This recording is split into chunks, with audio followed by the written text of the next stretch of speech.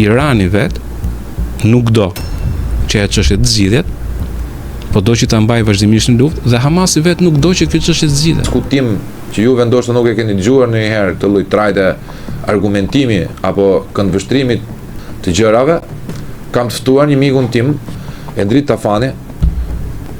Problemi është që qasja jote sjell edhe reagime ndoshta të tegra. Si e ke parë luftën Gaza, Endri? Qëndrim ndryshe është në kuptimin e gjetjes zgjidhjes. Por kush është kundër kësaj zgjidhje? Pra, është Irani.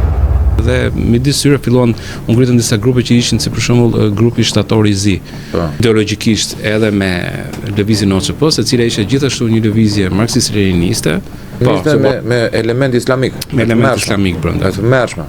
Ndërkohë që Izraeli shikohet si shtypës, si kolonizatori në atë. Ti po thua që çdo lloj rrymë nëse i volitet për të përdorur diçka për kauzat e veta, e përqafon me pak fjalë. Kjo është koptët. Koptët janë ata egjiptian, ajo gjuha e tyre ata.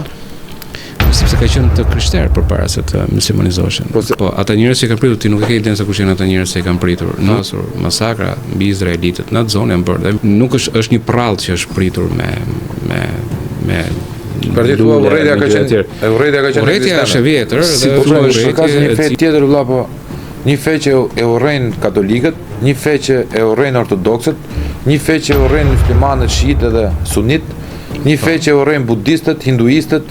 Pra ka diçka këtu. Nuk e duhet që ajo zonë aty të jetë vazhdimisht luftë.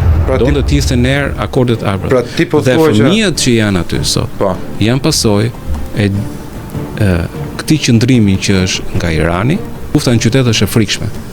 Irani vet nuk do që ajo çështje të zgjidhet, po do që ta mbajë vazhdimisht në luftë dhe Hamasi vet nuk do që kjo çështje të zgjidhet. Aty nuk ka genocid, sepse genocidi është shfarrosje totale e një popullsie ose një kombi.